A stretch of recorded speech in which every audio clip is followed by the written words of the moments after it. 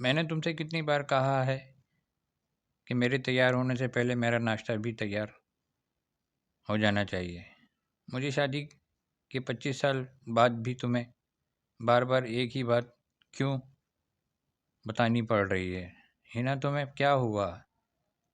تم رہو گی گھر پہ آرام سے، مجھے کام پر جانا ہے۔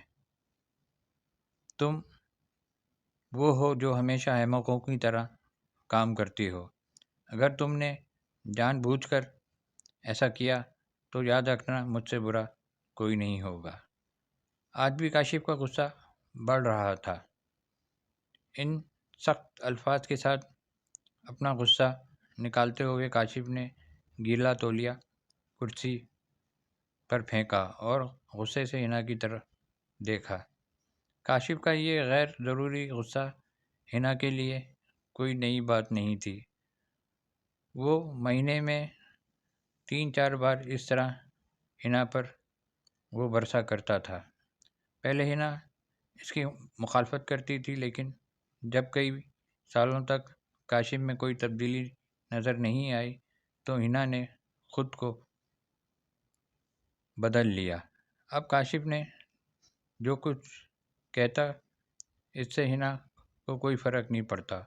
وہ سر جھکائے خاموشی سے کاشف کی ہر بات سن رہی تھی۔ شادی کے پہلے 5 سال ہنا نے کاشف کو بدلنے کی پوری کوشش کی، لیکن بلا وجہ غصہ آنا اور بعد میں ہنا کو گالی دینا گویا اس کی عادت بن گئی تھی۔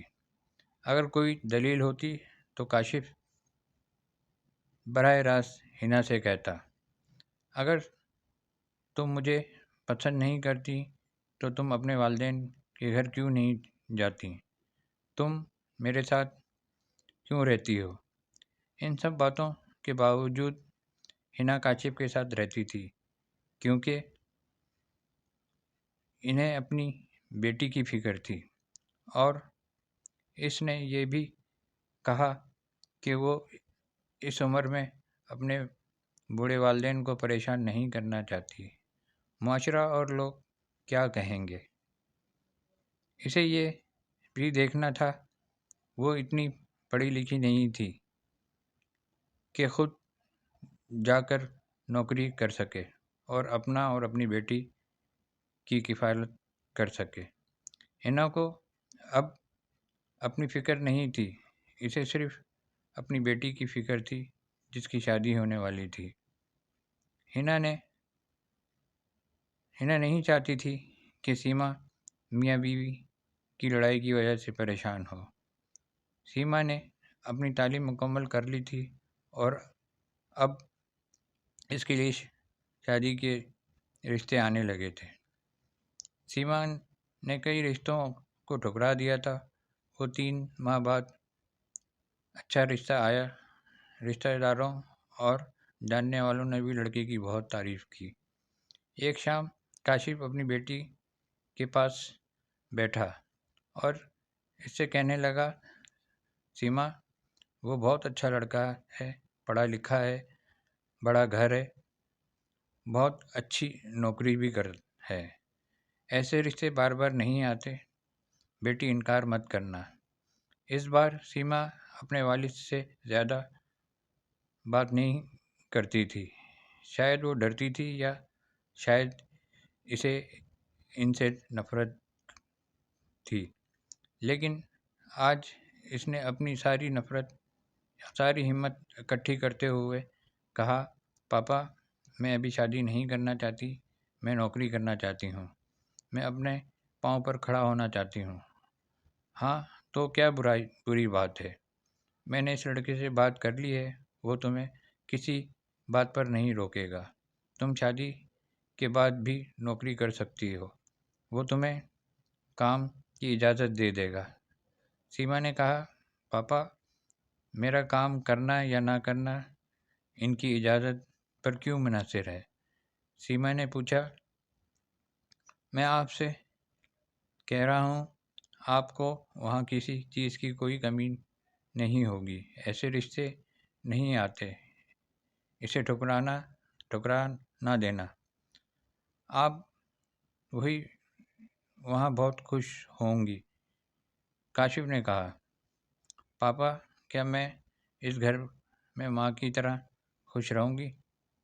سیما نے طنزیہ انداز میں کہا، آج تمہاری زبان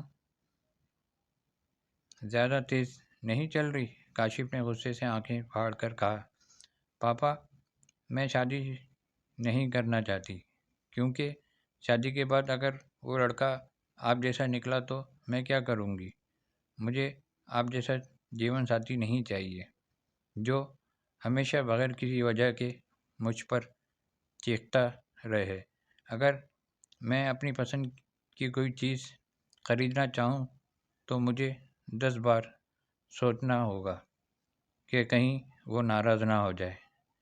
میری طبیعت کیسی بھی ہے اسے کوئی پرواہ نہیں، جب روٹی تھوڑی سی موٹی ہو جائے تو اسے گھر لے جائے، اگر اس کی چیک بک نہ ملے تو مجھے ہی الزام دے اور ہر چھوٹے موٹے معاملے پر وہ مجھے اپنے والدین کے گھر جانے کو کہے۔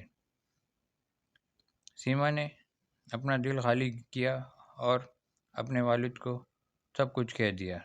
یہ سن کر کاشف کا غصہ آسمان پر تھا، لیکن اس کے منہ سے ایک لفظ بھی نہیں نکل رہا تھا۔ وہ سن رہا تھا۔ سیما اتنا کہنے کے بعد بھی چپ نہیں ہوئی۔ آج پہلی بار وہ اپنے پاپا کے سامنے اتنا کہہ رہی تھی، پاپا آپ نے ہمیشہ میری ماں کے ساتھ بدتمیزی کی ہے۔ آپ دفتر کا غصہ میری ماں پر نکالتے ہیں، کبھی اس بارے میں سوچنا آپ کو اس کی بھی پرواہ نہیں کہ وہ کیا محسوس کرتی ہیں۔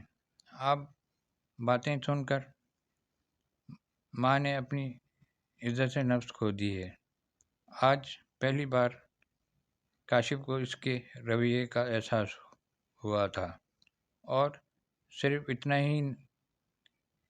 ہی کہہ سکا، جو چاہو کرو، میں بہت برا ہوں۔ سیما نے باپ کا ہاتھ پکڑ کر کہا، پاپا میرے صرف ایک ہی سوال کا جواب دے دیں، کیا آپ پسند کریں گے کہ میرا شوہر آپ جیسا ہو؟ اگر آپ کا جواب ہاں میں ہوا تو میں آج ہی اس سے شادی کر لوں گی، اور اگر نہیں تو میں خود مختار بننا چاہتی ہوں۔ کاشف کچھ نہ کہہ سکا اور خاموشی سے وہاں سے چلا گیا۔ آج وہ ہینا کے سامنے شرمندہ ہو رہا تھا۔ جاتے جاتے اس کی آنکھوں سے آنسو بہہ رہے تھے۔ کاشف نے آج سے خود کو بدلنے کا فیصلہ کیا۔ اگلے دن سے ہینا نے اپنے شوہر میں کافی تبدیلی محسوس کی۔ وہ سوچنے لگی کہ سیما نے جو ہمت پہلے دکھائی ہے، اگر میں دکھاتی تو شاید آج صورتحال کچھ اور ہوتی۔ اب سیما نے پڑھائی کے بعد اچھی نوکری کرنا شروع کر دی تھی اور 3 سال بعد اس کے لیے ایک اچھا رشتہ آیا، اور اس کی رخصتی پر کاشف نے کہا کہ بیٹا تم ہمیشہ خوش رہو گی، کیونکہ تمہارا شوہر تمہارے باپ جیسا نہیں ہے۔ کاشف باتیں سن کر ہینا اور سیما کی آنکھوں میں آنسو بہنے لگے۔